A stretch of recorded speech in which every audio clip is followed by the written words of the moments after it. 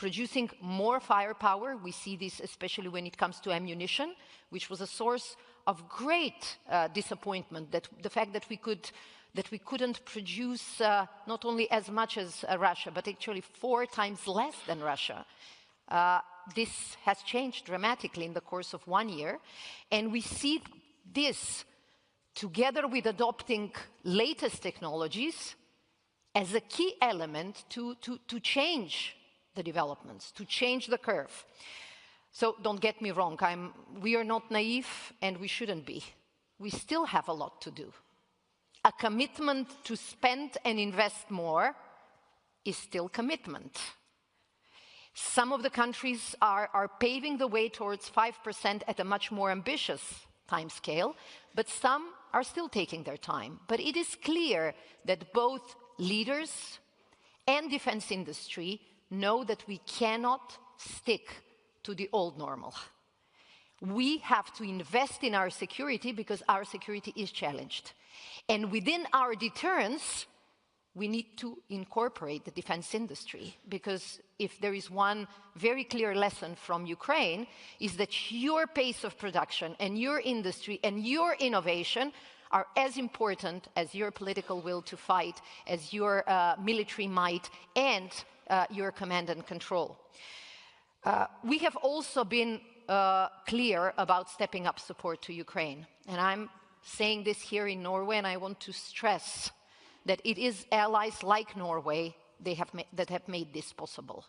By being active on all fronts, not just supporting Ukraine politically, but also supporting humanitarian needs, supporting issues such as energy security, which has become the big crisis now in Ukraine, but also being very clear in supporting them with military means. And I know that in the course of the last now 5th year, we have seen ups and downs, but Norway's commitment was really exemplary. And thank you for doing this, and thank you for pushing also other allies into doing the same. So we have come in a situation in which we see what is happening in Ukraine as also lessons learned of what are the wars of tomorrow.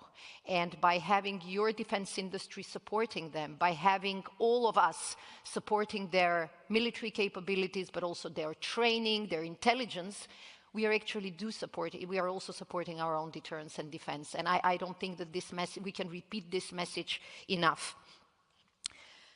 This leads me to my second point, and this is that strong Atlantic relations demand that we sometimes have to work through our differences. And this is where the hard work comes. And I think your Prime Minister was very clear in saying that this is an approach that works. We are democracies.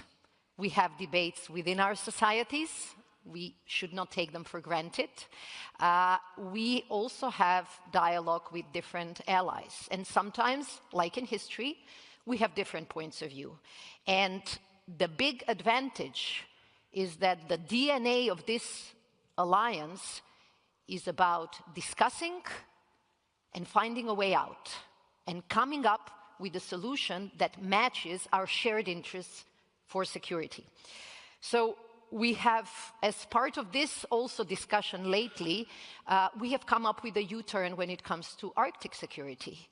And several things were already mentioned, but I will just add that it was through the intelligence and the information from allies such as Norway, we have seen that across the Arctic we do see more interest and more presence by Russia. They have created their Arctic Command. They have reopened some old military sites. They are creating new ones, basically deep water ports, but also airfields. They're testing their novel weapons in the Arctic. And this calls for our attention. And it became clear that it was not only Norway, and it was not just our Arctic allies that have the interest to preserve security, stability, and cooperation in the High North. It is in the interest of all NATO allies. And this is why we have agreed that we will do more. without focusing on just one part of the Arctic, but really looking at the Arctic as an area where we have to be strategically present and we have to protect our interests. And we have seen that allies are procuring more capabilities that are appropriate for our presence in the High North. Our troops are exercising in Arctic conditions, and this is where Norway comes as a leader. So last October, we opened a new center in Bodø that focuses on these issues, and with the exercise this March, this will be a very clear signal, not only of your contributions, of the importance of the Arctic, but as was mentioned, the importance of transatlantic unity. So transatlantic relations may be tested, and they are always tested, but we always come up with the alliance being stronger. Which brings me to my third and final observation, that the bond between Europe and North America remains the only really winning way in developing our security in a more dangerous and less predictable world. US security, US troops, US military might is indispensable for European security, but it goes both ways. It is also what Europeans, what we bring to the table, remains relevant from the Arctic to the Atlantic and towards US and Canada's security. So in this way, this is the bond that has kept our two continents together, and this is a bond that has made all of us more secure. For Europe and Canada to step up on defense investment is not a question of choice. It is a question of necessity, and this has been the case for quite some time. But it is true that the time when we could, some would say conveniently, give up on focusing on security and allow the US to deal with it is over. And this is a much more just and more stable arrangement in which not only US, but also Canada and European allies contribute in a meaningful way to our Euro-Atlantic security. This is why when we did our last polls, 81% of allied citizens, on average, throughout the alliance, consider the transatlantic bond as crucial for our shared security. And we have these expectations to take into account, but we also have some lessons, good and bad, from the more than 75 years of history. And this is why we do believe that, especially in challenging times, we will be able to deliver more security, but also more cooperation in a very, very hostile and unpredictable world. Thank you.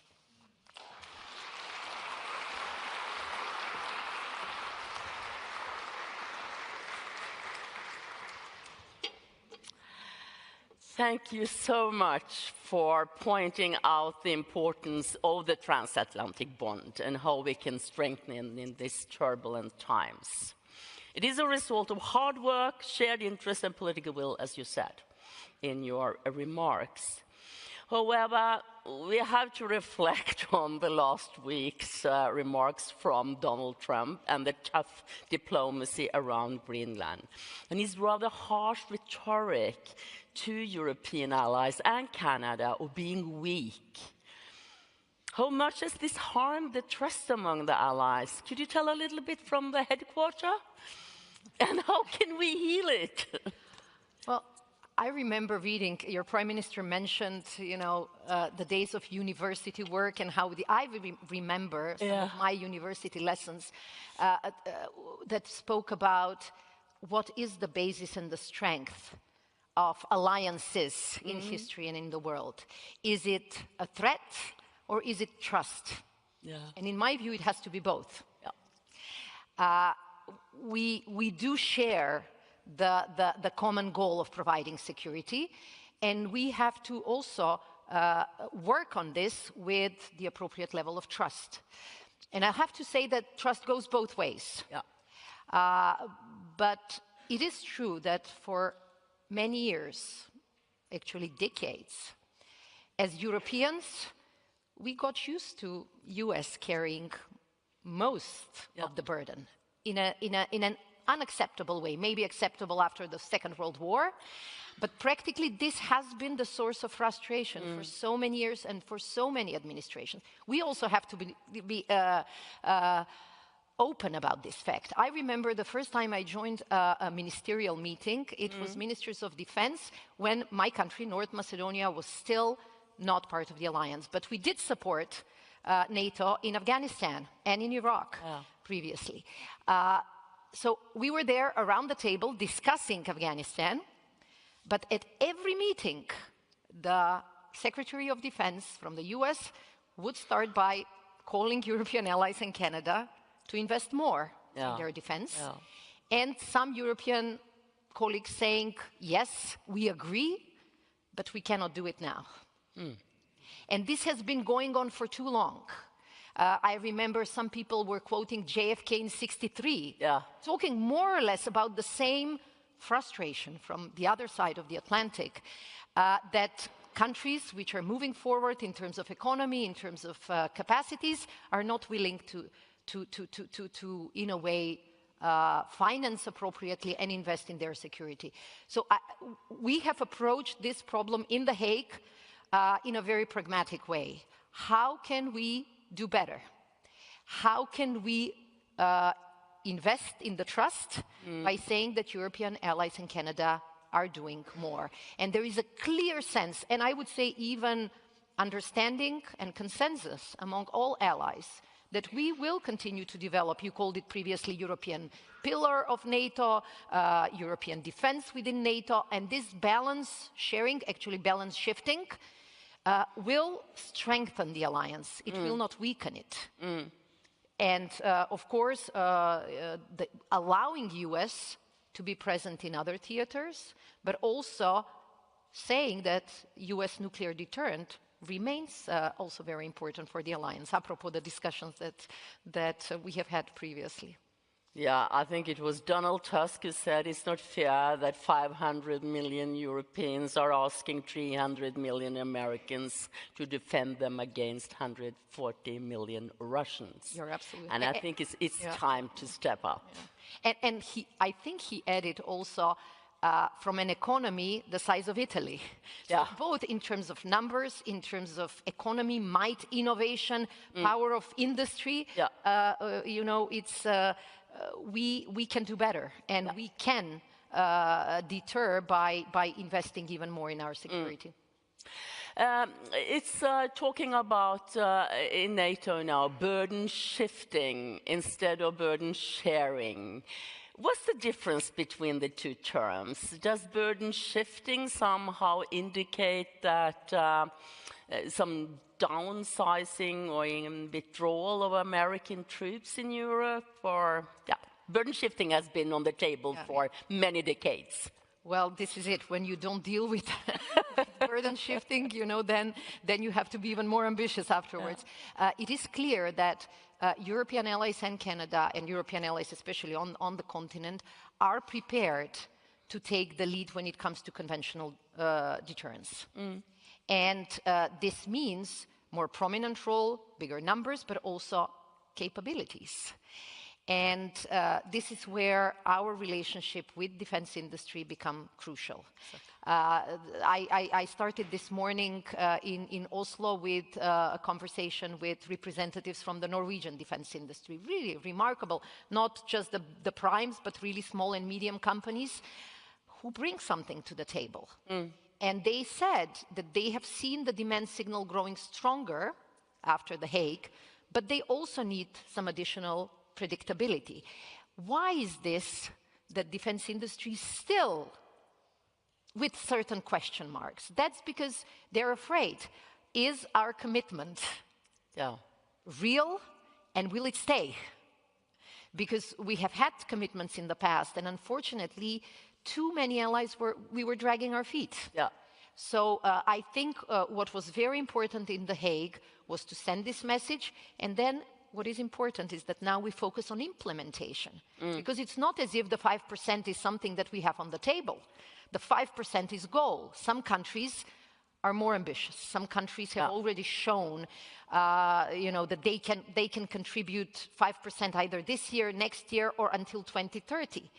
And I have to also say Norway was a very strong ally in terms of having the 2% even before many of the others.